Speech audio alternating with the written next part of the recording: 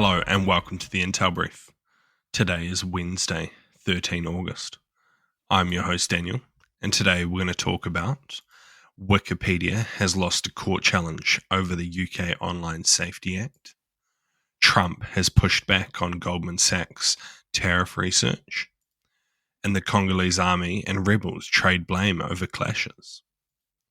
So firstly, the operator of Wikipedia on Monday lost a legal challenge to parts of Britain's Online Safety Act, which sets tough new requirements for online platforms and has been criticised for potentially curtailing free speech. The Wikimedia Foundation took legal action at London's High Court over regulations made under the law, which it said could impose some stringent categories of duties on Wikipedia.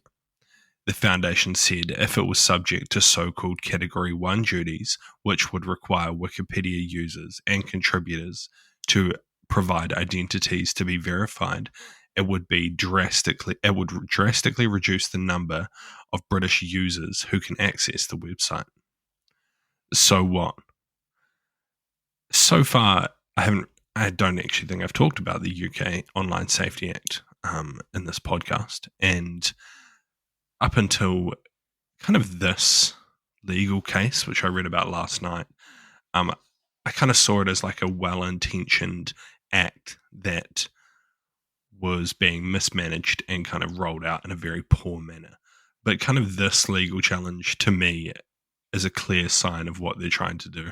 And sadly, I do think it's pretty clearly about online control and access to information. Like, the information available on Wikipedia is not pornography. It's not harmful to children. It's mostly educational, and it's mostly about freedom of information.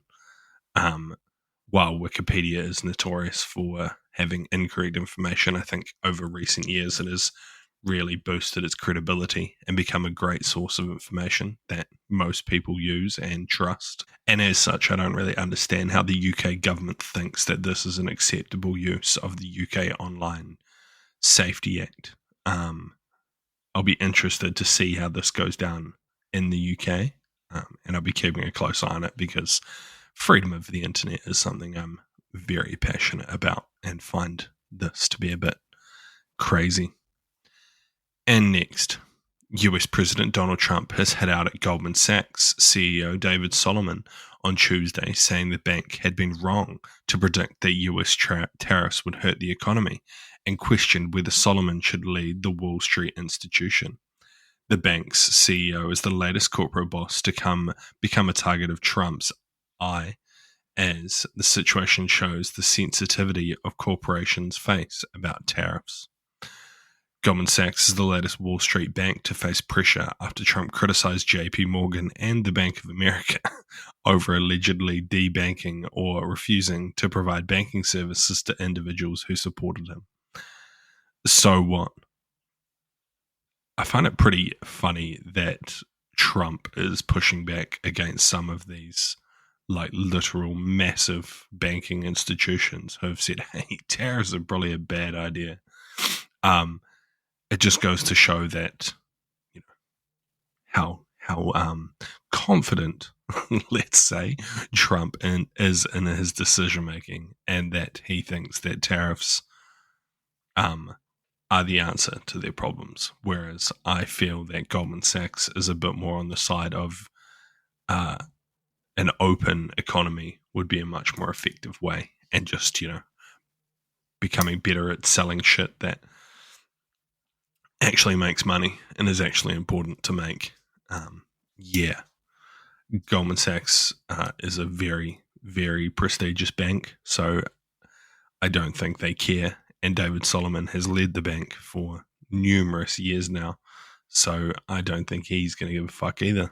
But yeah, it's pretty wild to see Trump pushing back against some of these people who are, extremely experienced and extremely well versed in this type of world. But I guess that's how you become Trump, right? And lastly, The Democratic Republic of the Congo's army on Tuesday accused Rwandan-backed rebels of carrying out multiple attacks in eastern Congo, which it said violated agreements signed in Washington and Doha, and warned it reserved the right to respond to provocations. The army statement came a day after the rebel group known as M23 accused Congolese forces of mobilizing more troops and violating the terms of a declaration of principles signed on July 19th in Doha, voicing support for a permanent ceasefire. So what? These like short, small clashes show the difficulty of implementing this ceasefire. And comically, Rwanda says they have no control over M23, which is probably true to some degree, but they are almost certainly their financial and militarily backers. And like to a degree, command and control aspect of the group. They probably don't have control over them at the tactical level, though. But it goes to show that, like, no matter what kind of deals you sign, even ones between like the DRC and Rwanda, dealing with this rebel group is going to be extremely difficult, and it's going to keep happening, likely to the point where the DRC just gets angry and attacks again.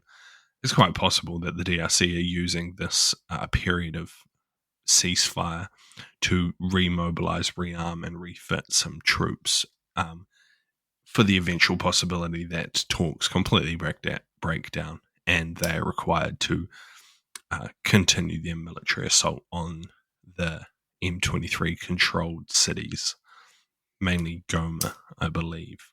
But yeah, I made a video on how this all started and how M23 kind of spurted out. So if you want to learn more, go check out that Intel guy on YouTube. But yeah, that's been your Intel Brief. I've been your host, Daniel, and thank you for listening. See you.